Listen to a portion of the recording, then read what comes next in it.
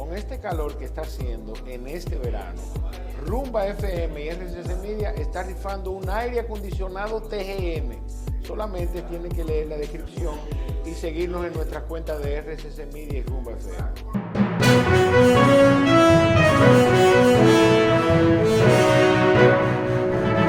De vuelta en este lunes de catedráticos, un tema importante por el impacto que tiene la salud de la población. Hoy conversamos con el doctor José Selig, el doctor Rafael Sánchez Cárdenas y la doctora Ana Gil. Y ya lo que desglosábamos en el bloque anterior, entonces me llega la cuestionante de ¿por qué responsabilizar al individuo de sus condiciones de salud cuando hay tantos aspectos que no dependen de la forma en la que viven? Cuando hay tanta falta de parte de los estados, del gobierno y de falta de políticas públicas. Vamos a ver. Bueno, lo primero es para yo no autoacusarme, ¿verdad? Yo soy el gobierno y no quiero que me digan soy yo el responsable. Durante el COVID, por ejemplo, la discusión principal... Y le pega el problema a la población. Sí, claro, a la gente tú eres culpable. Tú eres el culpable. 43% de las posibilidades de que tú te enfermes tiene que ver con cómo tú vives. Sin embargo, el gobierno de Canadá, que se maneja con la LONDE, casi no trabaja ese tema, tampoco trabaja el tema genético y se encarga solamente de atender enfermos y alguna que otra propaganda para cambiar el estilo de vida. Al final de cuentas, la LONDE también quedó en el olvido, ¿eh? Sí. Que tengas en cuenta eso. Pues yo te digo, hay que esconder la visibilidad social. Hay que esconderla y la mejor manera es echarla. Y no es que no tenga que ver el estilo de vida tuyo, sí, pero es un pedazo. Por ejemplo, con el COVID, que recuerdo el ministro de la presidencia decía que es un problema que la gente no hace caso, el comportamiento de la gente. Sí, eso es un elemento, pero también estaban las condiciones de desigualdad que favorecían la difusión del COVID, y eso es un elemento más general. Luego estaba el tema de que el sentido en que se explicaba la enfermedad, el abordaje era más bien de la clínica que de la salud colectiva. Sí. En plena pandemia, por ejemplo, le quitaron al ministerio el manejo de las emergencias. Y le restaron poderes, porque se entendía que el tema era atención. Por lo tanto... Bueno, aquí al principio, recuérdate, Celi, que se planteaba, bueno, tenemos que traer ventiladores, tenemos que traer... Solamente. Tenemos que tener la parte asistencial directa, pero no ver el fenómeno desde lo colectivo. Pero claro, si yo empiezo a decir, bueno, el problema del COVID es la desigualdad, ¿qué estoy diciendo? Que mi gobierno no es bueno. Che. Entonces es preferible decir, tú no quieres hacerme caso. Y entonces de esa manera yo traspaso mi culpa hacia los demás y tengo como criticar a los demás mientras yo quedo legitimado. Ese es el proceso. Pero también a veces se dan situaciones que tiene que ver mucho el enfoque, la mortalidad materna. ¿Qué decimos nosotros de mortalidad materna? Que es un problema de calidad de atención. Yo te digo, bueno, pero que el 98%... Pero es cierto, Celi. Perfecto, pero ¿hasta dónde es cierto eso? Lo que pasa es que ustedes no quieren salir de su capilla, que es el hospital. No, o sea... ¿Tú sabes cuál es la frecuencia de embarazos que se complican? ¿Y por qué se complican? Nadie sabe. ¿Y tú sabes cómo entran a la atención, cómo funciona la red cuando aparece un caso grave y cómo se tramita y cómo se corrige y cómo se envía y se traslada una persona? Nadie sabe. Pero al final de cuentas decimos que es la calidad de la atención. Sin embargo, el que se muere y el que no se muere tienen la misma calidad. Se supone que la causa existe cuando el efecto está presente, y cuando la causa no existe, no debe haber efecto. Sin embargo, tú ves mala atención y muerte, y mala atención y no muerte. ¿Qué pasa? Y el 98% de los casos que hay morbilidad en el embarazo no mueren. Y entonces el que saca 98 en una asignatura saca buena nota, ¿no es así? Ahora, yo no digo que no exista, pero es un elemento puntual. Los demás, si yo disminuyo el número de embarazos que se complican, eso no me va mejor. O si yo decido a tener una atención en red, con centros habilitados que puedan tratar, por ejemplo, en el caso de la mortalidad, una de ellas es la hemorragia.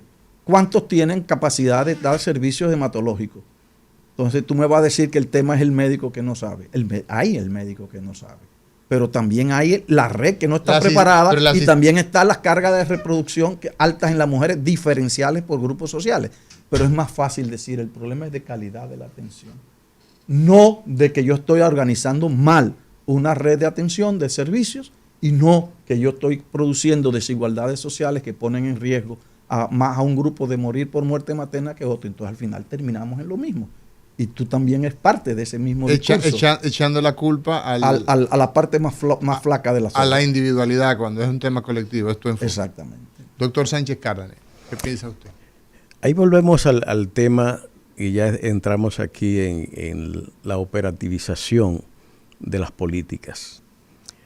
Ciertamente, y tomando siempre de base la diferenciación social, socioeconómica de las clases sociales y su acceso a los servicios, hay un elemento que yo creo que es fundamental. Los enfoques clínicos, que son básicamente a la cabecera, como se decía antes, del paciente junto a su cama, etcétera, etcétera, es un componente de la intervención. Ahora, en la salud colectiva, que implica comunicación con los grupos sociales de contenidos que le ayuden a organizar y participar en la respuesta, que le permitan tener un instrumental conceptual, operativo, de prácticas saludables, es una labor que no congenia con la primera. Y habitualmente se manejan como contradictorias y no complementarias. Lo que vemos, por ejemplo, acá, y volvemos al tema de las políticas. El sistema de salud no va a salvar por sí solo la desigualdad e inequidad existente. Porque no la produce. No es que la produce, está para actuar en lo colectivo, en lo individual, en lo posible y en lo que las políticas se puedan implementar. Yo tuve y viví en el ministerio una experiencia que me pareció interesante previo a pandemia con el tema de mortalidad materna, que bajamos de 109 a 94 la mortalidad materna. Pero, ¿cuál fue el secreto? Que no es solo el manejo hospitalario y todo lo que se hizo, sino intervención social. Nosotros teníamos en la zona norte, que tiene más de 500,000 de habitantes, por cada 15 embarazadas, un acompañante de esa 15 embarazadas, con los teléfonos de ella, con el tratamiento, con el seguimiento, asegurándose, no solamente enseñándole las medidas preventivas de promoción de salud, las pastillas que se le estaban donando, y en los casos en que apareciera la irrupción de una afección, inmediatamente llevarla. Y recuerdo en los Minas que ya tenían esos promotores, eran conocidos y lo estimulábamos a que ejercieran autoridad ante los prestadores en el hospital para que le dieran acceso a las mujeres que tenían a cargo, que la teníamos identificada en cada una de las áreas de salud de esa zona. Yo creo que aquí hay mucho que hacer en la reorganización. José mencionaba el tema de las redes integrales, que son fundamentales. Y hay un elemento clave aquí que es el que vincula a la población, que es la atención primaria de salud. Esa estrategia que permite la participación social, porque ese logro, sin el involucramiento de las organizaciones comunitarias, yo no creo que nosotros lo pudiéramos lograr. Incluso las propias iglesias que participaron en esa organización, en imprimir folletos que se elaboraron, que eran distribuidos, que servían de soporte a los promotores. Toda esa acción comunitaria es fundamental.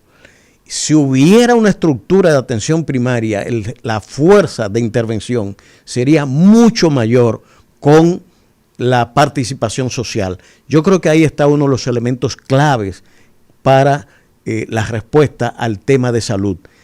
En términos de la calidad,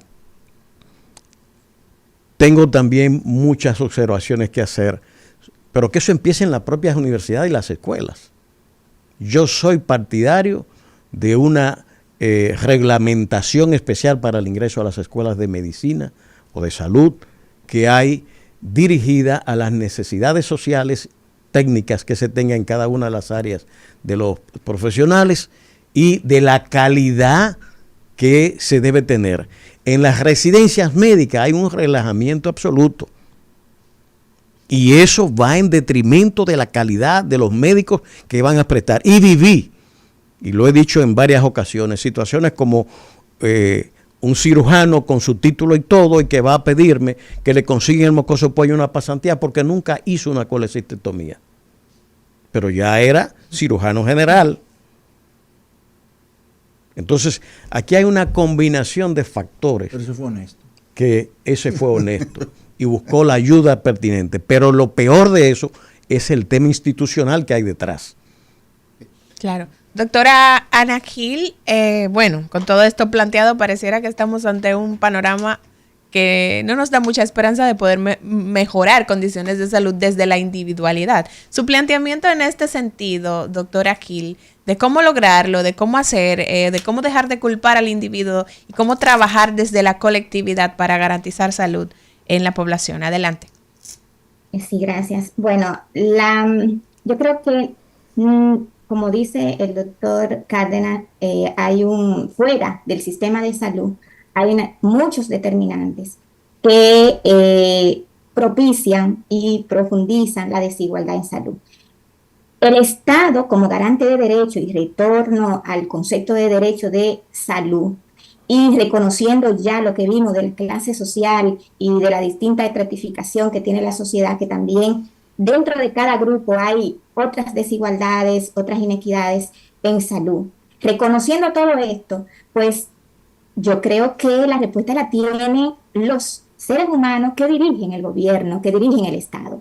No importa quién esté, no importa qué partido político, qué gobernante, reconociendo que la salud es un derecho, reconociendo que hay desigualdades, reconociendo que hay una parte individual, pero que una gran parte está determinado al exterior del individuo, que es donde se desarrolla, donde se crece, y que está impidiendo que desarrolle sus potencialidades, pues entonces al reconocer eso creo que podemos impulsar políticas públicas mucho más, con una visión mucho más colectiva y que vayan disminuyendo poco a poco esa desigualdad.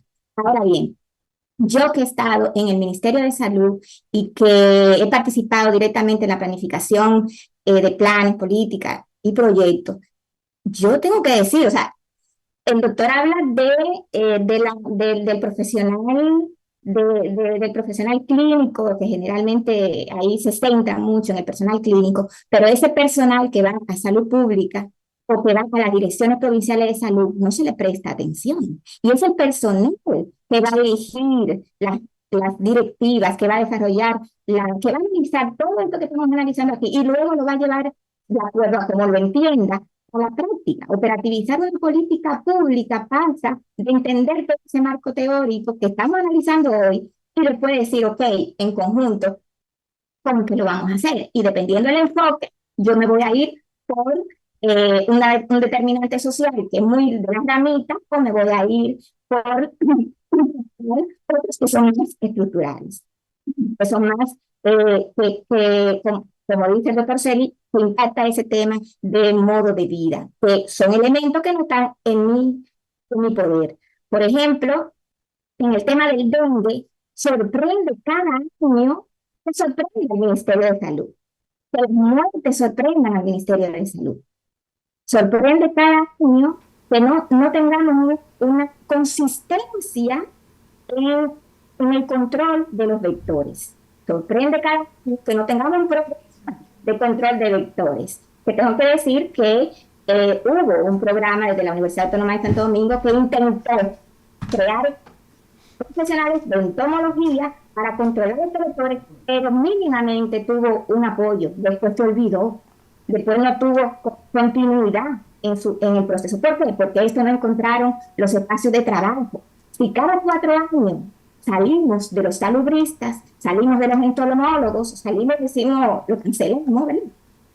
Significa que el Ministerio de Salud se deshace de los salubristas, sí, se deshace de los salubristas.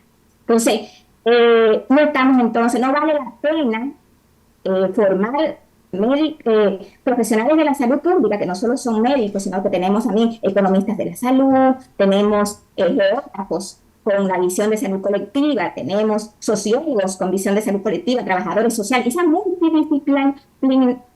multidisciplinaridad es lo que va a enriquecer el análisis crítico en salud pública. Sin embargo, ni cuidamos el personal que tenemos y después que lo formamos, lo salimos, lo quitamos del ministerio, pero Si tú lo comparas con el personal clínico, no quite ese doctor que tiene 40 años ahí y ese tiene toda la experiencia en cardiología. Ahí, ¿qué pasa con el de salud pública, que tiene 10 años dirigiendo una dirección? Y si hay un compromiso político, pues no lo quite. Mueve a otro lugar donde te va a hacer un trabajo excepcional y va a continuar con la transferencia de conocimiento, que también es importante en esa continuidad de la interpretación de la política. Yo quiero decir con esto que el compromiso político es lo más importante, porque la teoría existe, pero no existen los hombres y mujeres con las capacidades para llevarla a cabo. Y ahí está la operacionalización de la política en salud pública. Las direcciones provinciales, por ejemplo, y tengo que hablar de esta experiencia, cuando estuvimos en una de las herramientas, y yo lo defiendo constantemente, ya que el ministerio desarrolla esta unidad, que es la Dirección Provincial de Salud. Cada provincia tiene un mini ministerio, que se supone es el portavoz que representa al ministro en esa provincia, pues significa que ese equipo con las competencias, distintas competencias especializadas en salud pública, va a promover la salud, promover intervenciones de protección de la salud, no tener enfermedades. Comunidad no se me va a enfermar. Yo debo controlar las enfermedades que ya sabemos, que dice la evidencia que puedo controlar en la comunidad. La neumonía, la tuberculosis, todas esas enfermedades, incluyendo el tema del dengue, hacer intervenciones cada cierto tiempo, no esperar para la epidemia. No esperar que la gente muera en el hospital. Lo estamos perdiendo. Entonces, sí. Doctora, la estamos perdiendo. Tenemos que irnos a una pausa y vamos a regresar con las conclusiones de este panel del día de hoy. Ya volvemos.